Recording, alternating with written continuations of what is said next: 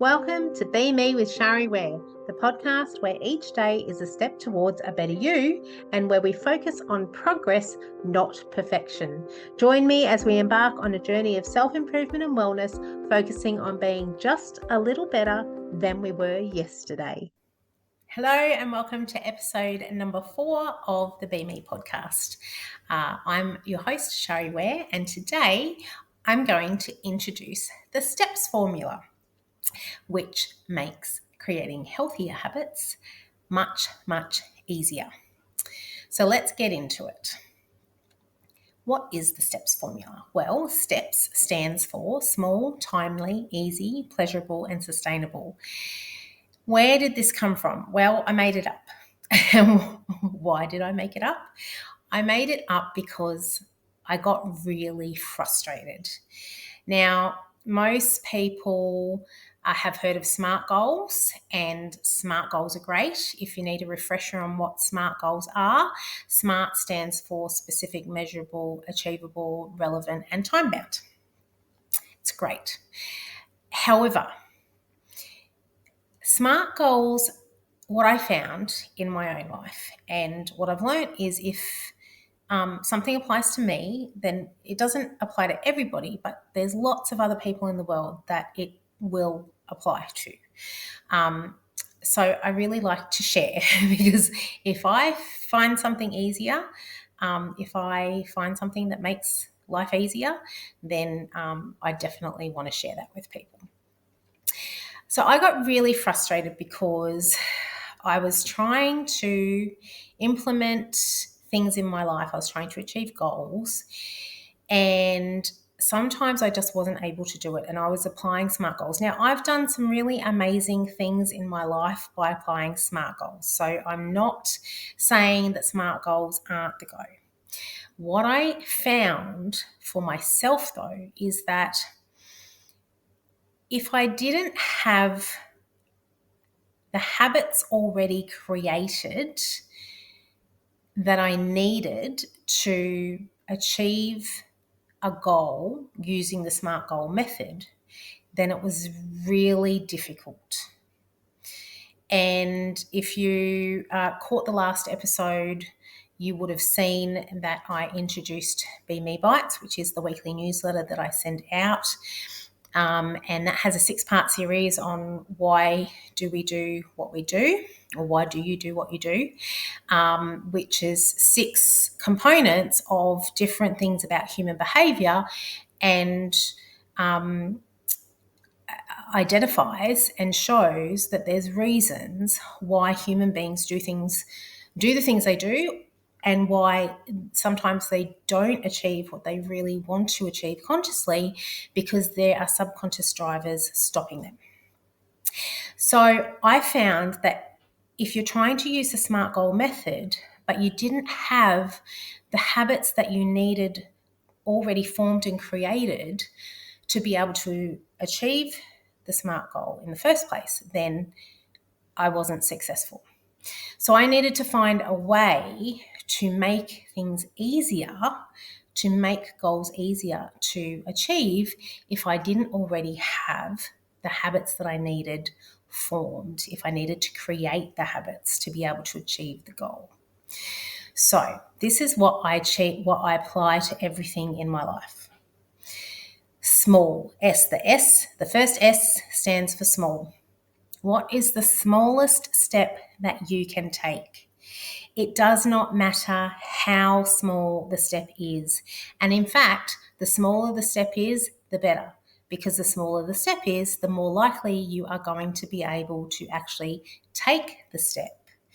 And with that comes momentum. The more steps you take, the small steps you take, the more momentum you get, which creates chemicals and hormones that make you want to do more.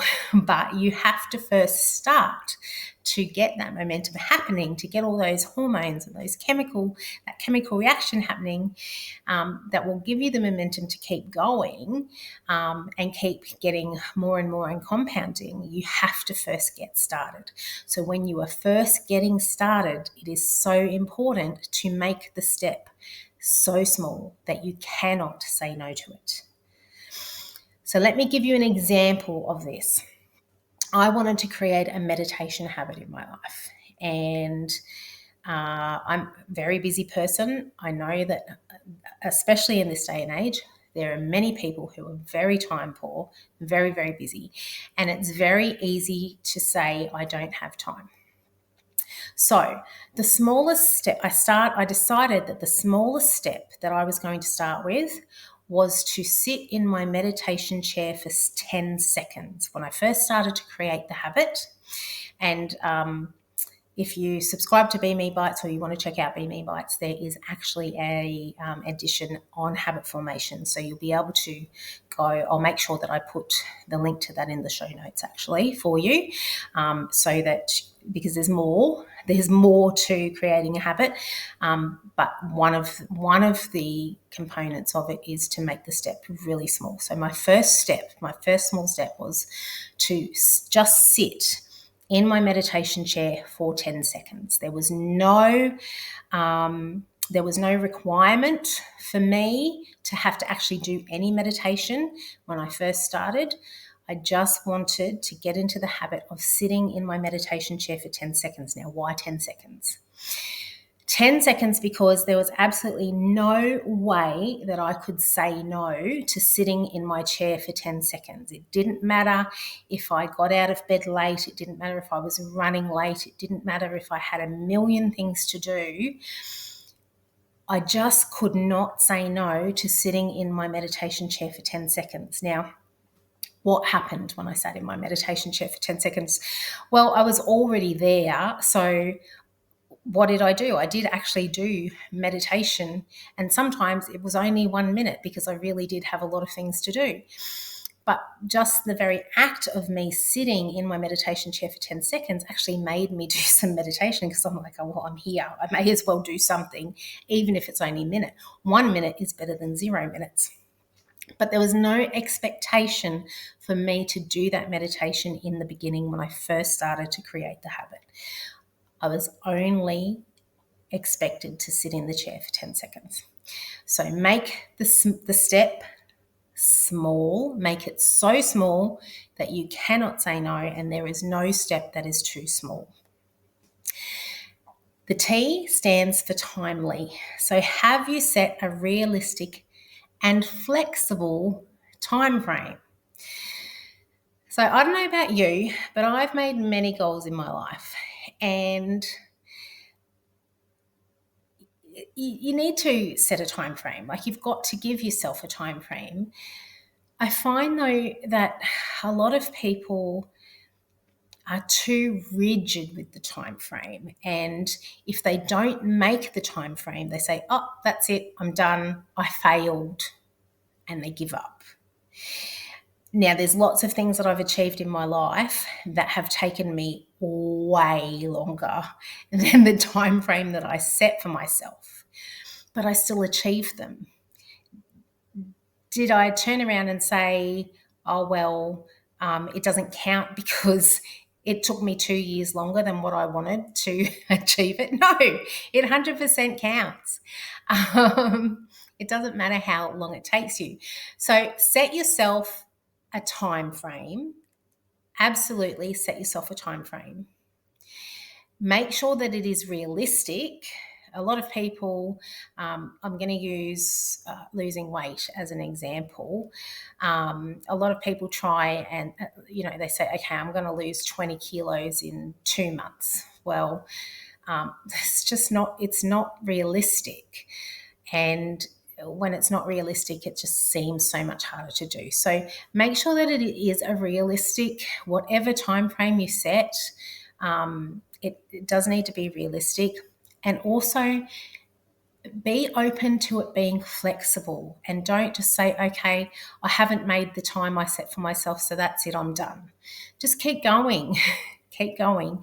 As long as you keep going, you will always get to your destination. And sometimes it may take you a lot longer. Sometimes it may take you, weeks longer, months longer. Sometimes it takes years longer.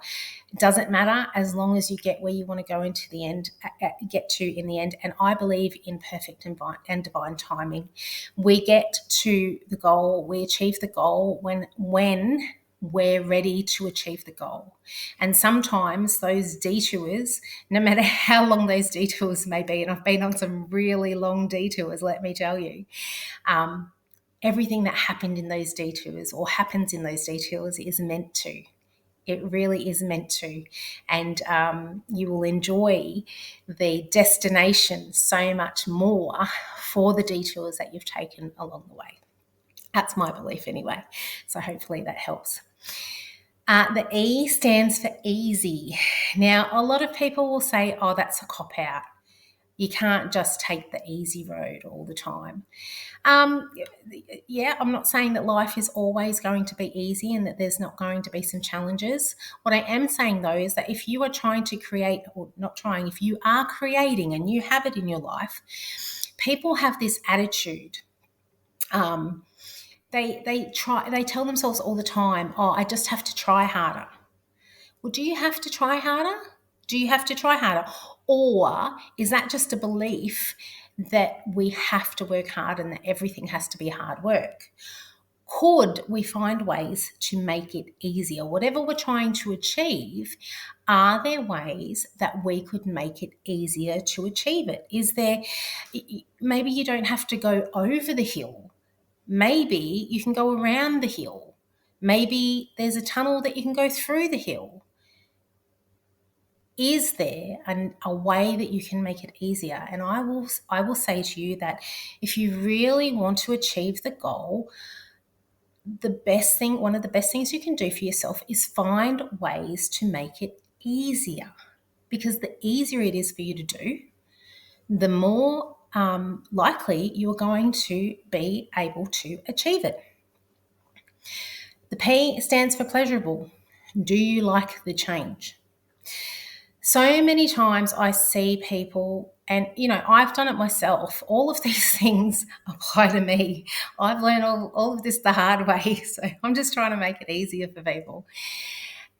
We try to implement things into our life that we're doing it because we think that it's good for us. Maybe it's healthy. It's a healthy change we need to make, but we hate it. But we think, no, we have to do it because it's really good for us to do it. Now, I'm not saying that we're never, ever going to have to do things in our lives that we don't like.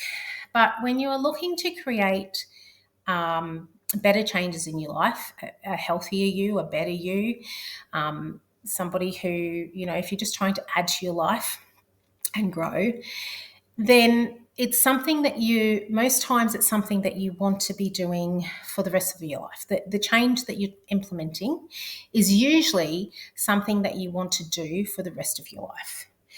I just don't believe that if you're trying to implement something into your life for the rest of your life that you hate doing, that is healthy. And in fact, it's not. It's negative. Negativity creates chemical reactions in our body, creates hormones, messes with our hormones. And it's not healthy for us to be continuously doing something that we hate. And what I say to people is that there are so many things in our lives to change. Pick something else. Find a different way. Find something that you actually like doing. Find a way to implement it that you like doing it, because number one, it's much more healthy for you to be doing that. And again, the more you enjoy it, the more likely you are to implement it and to create a habit. So I'll use exercise as an example. Now, I don't know about you. I know I'm not. There are some crazy people in the world who actually enjoy exercise. Yes, there are. I like to call it movement because I don't actually like the word exercise. I do not like. I do not like exercise. However, I love the benefits of it.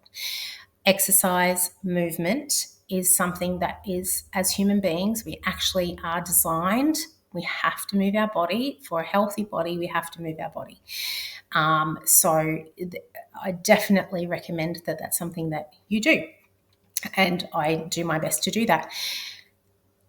If there's a way that you can do it that you actually enjoy doing it though, then I would say do that. For some people, maybe they don't like exercise, but they like dancing.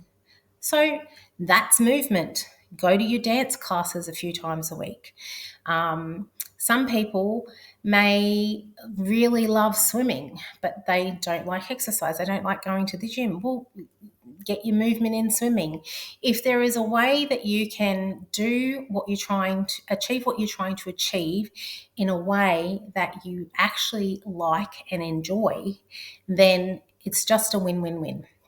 So, is it pleasurable? Do you like the change? Do you like what you're doing and how you're doing it?